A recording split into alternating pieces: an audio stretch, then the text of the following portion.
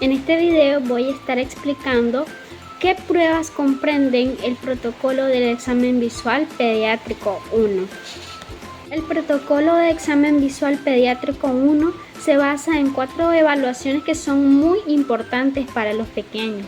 Primeramente tenemos la evaluación de la agudeza visual, luego la evaluación oculomotora, la evaluación refractiva y la evaluación de la salud ocular.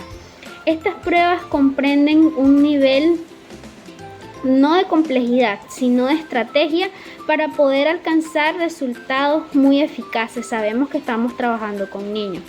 Para empezar, tenemos pues que la evaluación de la agudeza visual se basa en presentarle o medir cuánto ve un niño, en palabras más sencillas.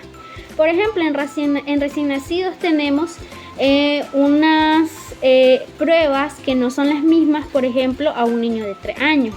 En un recién nacido tenemos los reflejos, el reflejo optocinético, mirada preferencial, el test de potenciales visuales evocados, tenemos la prueba de la resistencia a la oclusión y también tenemos la prueba de 10 prismas base superior.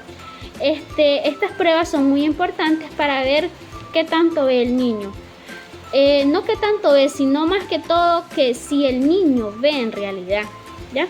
Luego tenemos los reflejos de parpadeo, el reflejo de alejamiento, el reflejo de seguimiento. Estos miden la capacidad de fijar del bebé y también la calidad de fijación. Luego vamos a tener lo que son otras pruebas de agudeza visual que ya vienen siendo con cartillas. Por ejemplo, tenemos las pruebas de agudeza visual de niños de 1 a 3 añitos, como lo son la evaluación con los dulces de Bott, el test de Allen, el test de Lea, el test de ruedas rotas, que también se le conoce como Paolomar. Tenemos también el test de figuras miniaturas, que se conoce como Pigasso. Está especializado en realizarse a 3 metros, ¿verdad? Luego vamos a tener la edad de test para evaluar niños preescolares de 3 a 6 años. Tenemos lo que es el test de Allen, el test de la direccional. Ya en esta etapa de este tipo de cartilla, ya el niño puede decirnos, expresarnos verbalmente hacia qué posición están las patitas de la E en este caso. Tenemos la C de Lambdorff también. Luego vamos a tener a los niños, tenemos pruebas para niños escolares mayores de 6 años, que estas ya son más comunes porque también suelen realizárseles a los adultos. En este caso el test de Snellen, ¿verdad? Agudeza visual con cartilla de Snellen, optotipo de letras normales, optotipo de números.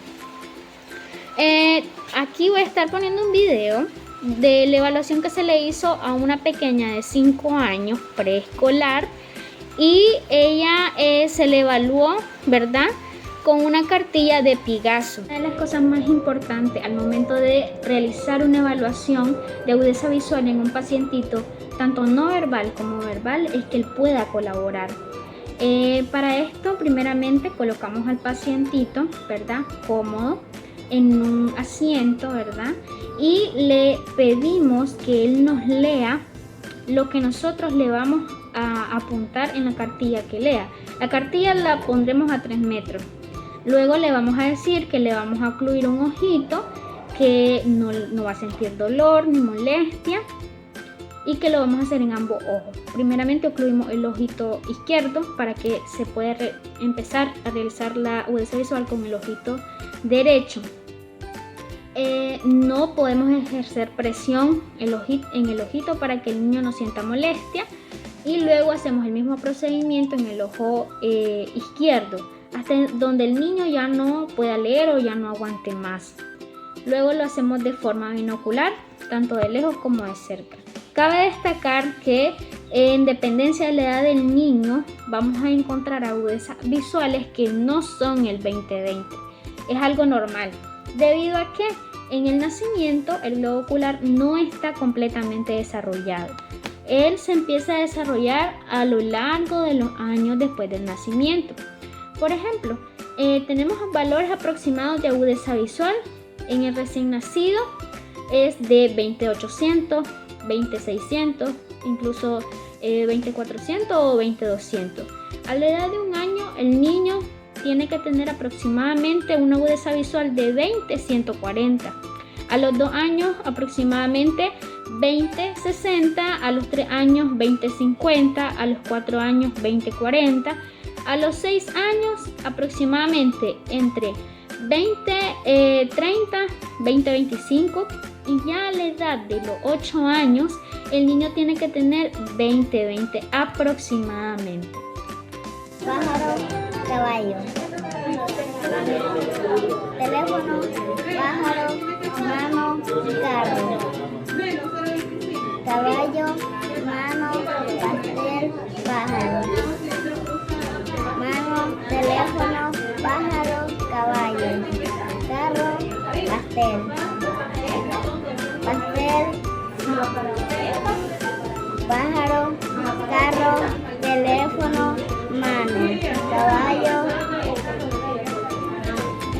pájaro, teléfono, caballo, carro, mano, pastel, carro, mano, teléfono, caballo, carro, mano,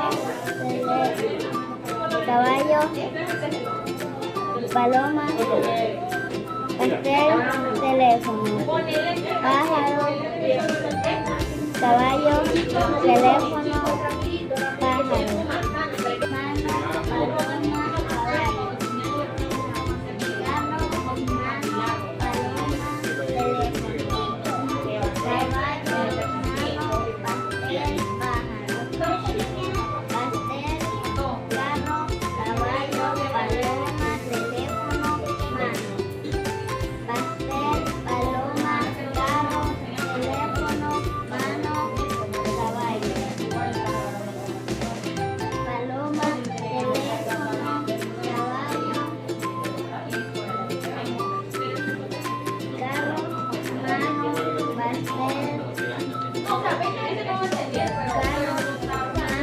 pastel, La niña Paola Esther, como lo podemos ver en el video anterior, ¿verdad? Recordando que tiene 5 añitos, la estuvimos evaluando con una cartilla de Lea. Esta es una cartilla de Lea, solo que esta es una cartilla de visión próxima, pero con la que estuvimos evaluando a la niña era una cartilla de visión lejana, una cartilla de Lea, para lo cual nos estuvo dando resultado en visión lejana, tanto en el ojito derecho como en el izquierdo, un 20/25 menos 2. ¿Qué significa? Que a partir del 20/25 no pudo leer 2 octotipos, y en ambos ojos tuvo un resultado de 20/20. Para visión próxima estuvimos haciendo la evaluación con esta cartilla. Esta cartilla es la cartilla de Pigasu, para lo cual tuvimos también un resultado en el ojito derecho de 20/30 y en el ojito izquierdo también de 20/30, y en ambos ojos en visión binocular 20/30, lo que para su edad es completamente normal porque ella cabe dentro del rango de valores aproximados de agudeza visual. Luego de haber culminado la evaluación de agudeza visual, vamos a pasar a la evaluación oculomotora. Esta evaluación comprende ciertas evaluaciones que nos ayudan a ver la funcionalidad y la integridad que tiene cada uno de lo que son los músculos extraoculares. Por ejemplo, tenemos las aducciones. Empezando con las aducciones, estos son movimientos monoculares que nos van a ayudar a descartar cualquier parálisis o paresia de alguno de los músculos. Bueno, primeramente, para la realización de este test, le pedimos al paciente que nos fije durante 15 o 20 segundos el objeto de estimulación que le estaremos poniendo aproximadamente a unos 40 centímetros, y le vamos a ocluir primeramente el ojito izquierdo, igualmente sin ejercer presión, y le vamos a pedir que después que lo fije siga el objeto sin mover la cabecita a la dirección que yo mueva el objeto de estimulación. Lo vamos a hacer tanto arriba, abajo, a la izquierda, derecha y en cicloversiones. También le vamos a decir de que si siente algún dolor, que nos informe, que si siente alguna molestia, de igual manera. De esta forma vamos a evaluar cómo son los movimientos, si son suaves, si hay movimientos retrógrados, si son precisos. Y luego hacemos lo mismo con el ojito izquierdo. Para la evaluación de los dos ojos, es decir, de forma binocular, estaremos con lo que son las versiones. Estos sí ya son movimientos binoculares, son movimientos los que vamos a evaluar. Vamos a evaluar si son movimientos conjugados, ¿verdad? Y también descartar si existe alguna hipo o hiperfunción de alguno de los músculos. Vamos a evaluar si también son precisos, son extensos, etc. Luego tenemos el test de fijación, el de seguimiento y sacádicos. En los sacádicos, ¿verdad? Existen dos tipos de sacádicos, los sacádicos de baja amplitud y los de gran amplitud. Los de baja amplitud más que todo son para niños verbales que ya saben leer, porque para esto es para evaluar qué tan bueno puede leer un niño, porque esto se trata de lectura más que todo. Entonces vamos a evaluar los sacádicos de gran amplitud. Para esto vamos a tener no solo uno, sino dos objetos de estimulación. Pueden ser 2 lápices, 2 linternas, algo que sea llamativo para el niño. Lo vamos a colocar cada uno a una distancia de entre 30 a 40 centímetros y nosotros los vamos a posicionar a una distancia de 40 o 50 centímetros del niño. Ya sea que los posicionemos uno a la izquierda, el otro a la derecha, o ya sea uno arriba y el otro abajo. Para esto le vamos a pedir al niño que primeramente nos fije la nariz y luego le vamos a indicar al niño que observe un objeto, o el objeto que nosotros le digamos, o el que está a la izquierda, o el que está a la derecha, o el que está arriba, o el que está abajo. Acá en esta evaluación nosotros podremos observar si estos movimientos son suaves, son extensos, son completos, y para esto se escribe en la historia clínica SPEC. Y vamos a tachar con una rayita cualquier movimiento que el niño no haya desempeñado correctamente, es decir, que su ojito no lo haya hecho correctamente. Si por ejemplo el movimiento no fue suave, no fue preciso, no fue extenso y si no fue completo. Luego vamos a tener el test de Hirschberg. En el test de Hirschberg vamos a evaluar si existe algún tipo de estrabismo. Para esto vamos a necesitar ya sea una linterna o incluso la luz del oftalmoscopio, que vamos a proyectar a una distancia de 50 centímetros, ¿verdad?, del niño. Y lo que podemos evaluar aquí es el reflejo corneal del niño. Si existe alguna desviación en cualquiera de ambos ojos, vamos a ver que el reflejo corneal no se va a situar precisamente en el centro de la pupila. Vamos a poder observar de que se centra o ya sea en el borde pupilar o entre el borde pupilar y el iris, o ya sea en el borde del iris o borde corneal, como le solemos llamar. Luego vamos a tener el test de Bruckner. El test de Bruckner evalúa si hay alguna posibilidad de que el niño presente alguna patología. Por ejemplo, vamos a proyectar la luz del oftalmoscopio, por ejemplo, a una distancia de 40 o 50 centímetros. Mejor sería de 50 centímetros. Y podremos observar si este reflejo rojo, porque esto es lo que evalúa el reflejo rojo, está presente tanto en el ojito derecho como en el ojito izquierdo. Si es uniforme, si es brillante, ya en dependencia de la calidad que tenga el niño. Entonces, esto es para descartar ciertas patologías como por ejemplo el retinoblastoma, la catarata congénita, ya que aquí no va a haber un reflejo rojo. Aquí podemos observar un reflejo opaco en cualquiera de los ojos o un reflejo como blanco.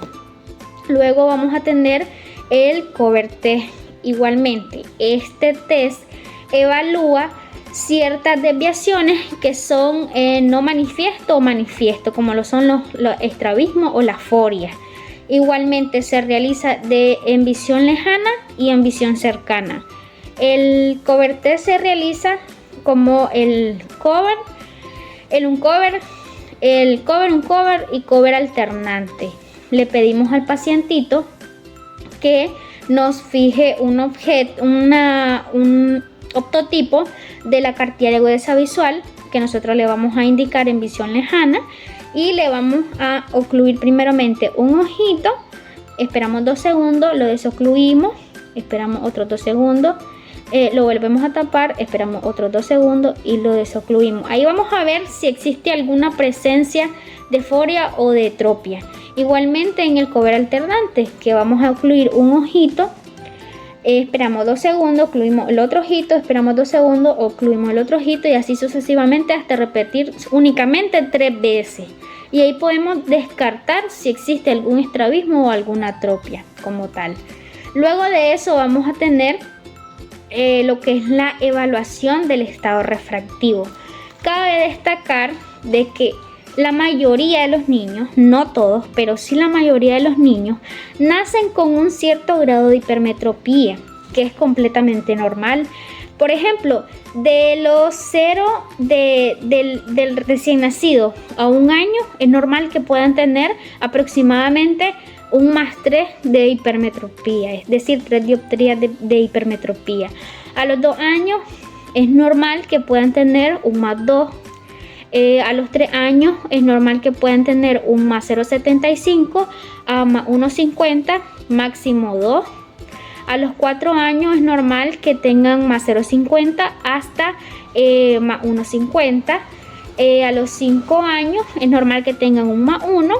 Y a los 6 años se supone que el niño ya tiene que ser hemétrope, pero todavía se pasa un +0,50 hasta +1, ¿ya? Es completamente normal. Si de ahí en adelante nosotros podemos ver de que estas dioptrías han aumentado a partir de los 6 años en adelante, entonces sí ya podremos nosotros considerar la idea de corregir.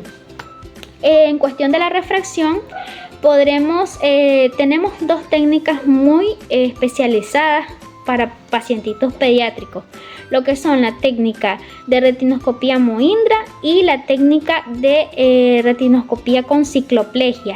Este es un fármaco que nos va a ayudar a compensar la acomodación, ¿ya? La retinoscopía Mohindra se basa en que vamos a estar en un cuarto totalmente oscuro, ¿verdad? Para que el niño no tenga la capacidad de acomodar. Primeramente nos vamos a colocar del niño a partir de nuestro brazo de distancia, como lo hacemos siempre. Le vamos a ocluir el ojito, ya sea el ojito izquierdo primeramente, porque vamos a iniciar con el ojito derecho, o le podemos poner un parche para que el niño no sienta incomodidad al momento de tener las gafas de prueba, y iniciaremos con la refracción.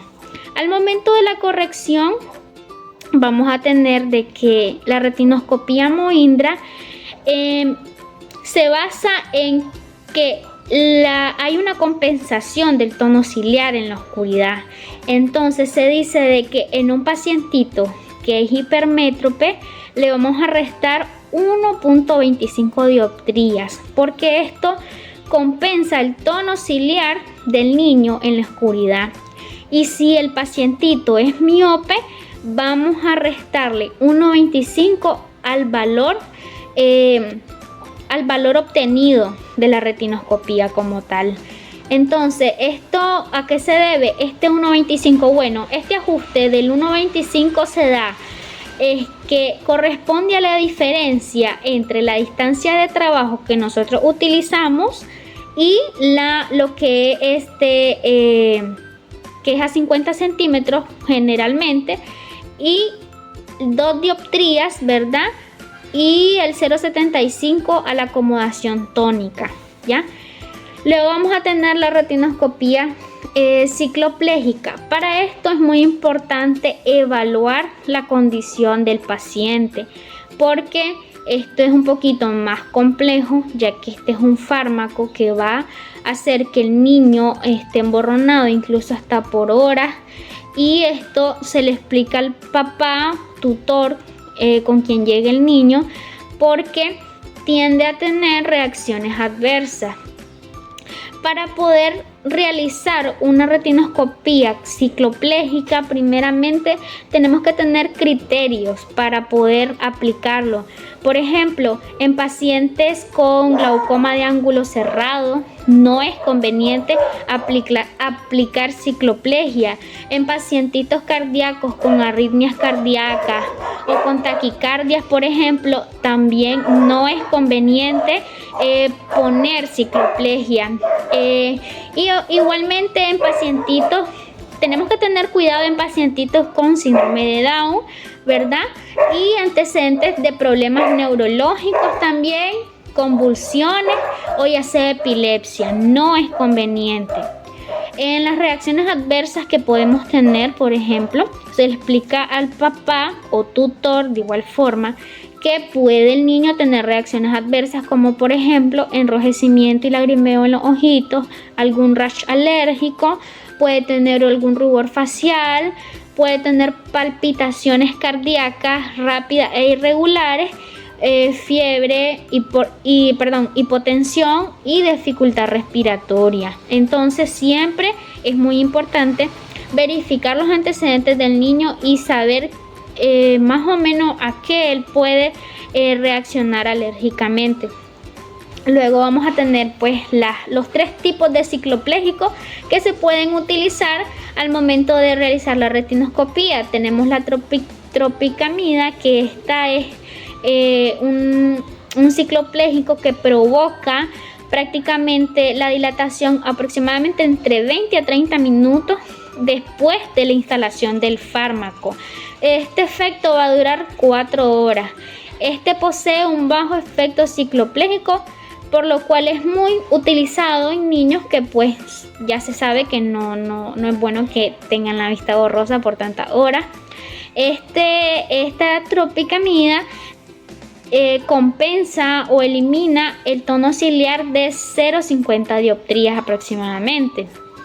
Luego vamos a tener lo que es el ciclopentolato, que este es muy efectivo para pacientitos que no son colaboradores y es muy eficaz.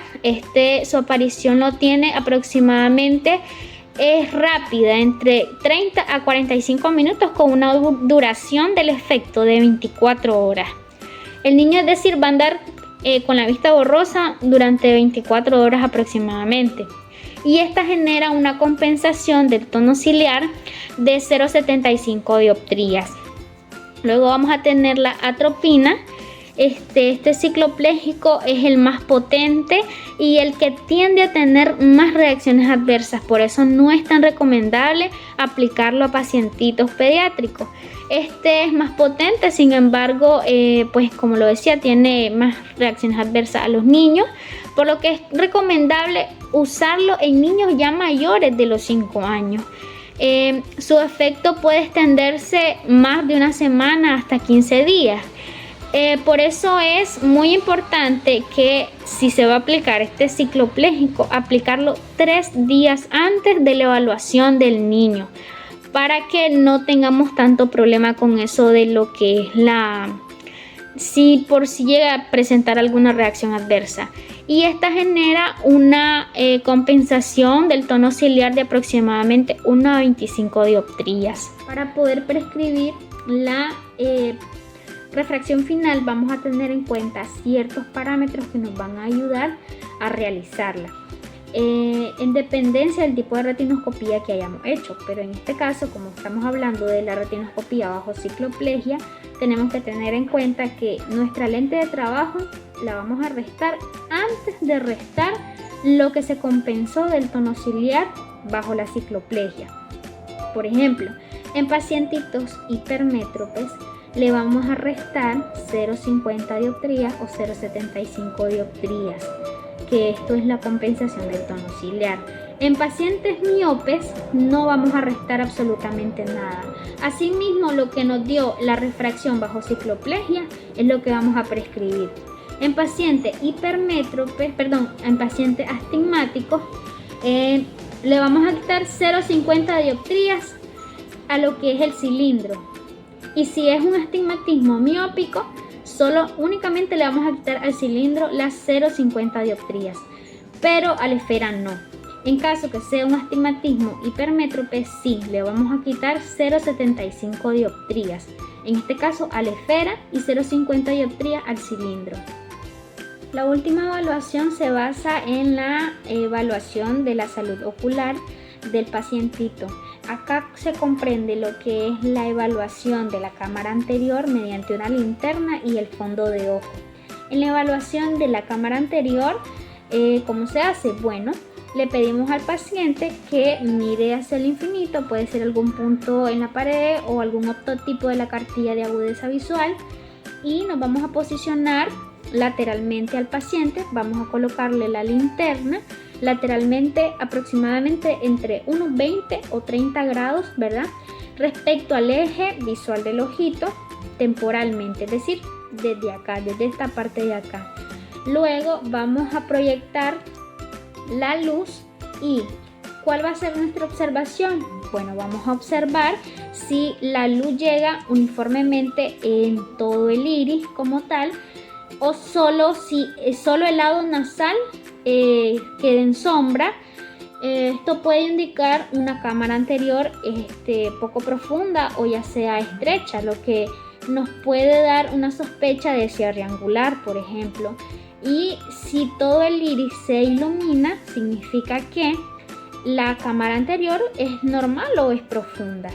Luego vamos a tener el fondo de ojo, y lo vamos a evaluar mediante un oftalmoscopio directo.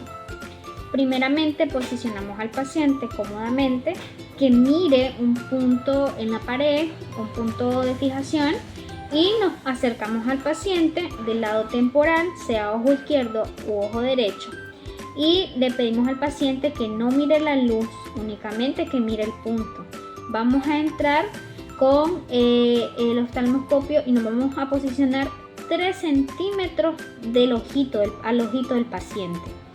Del lado temporal entramos, proyectamos la luz y empezamos a visualizar.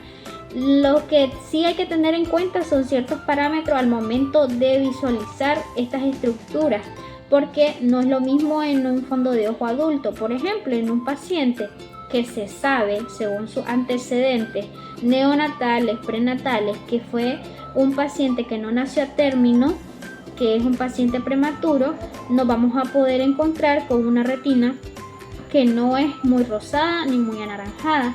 Puede ser un poco pálida, como color mamón, que también a esto se le puede hacer referencia como a la retinopatía del prematuro.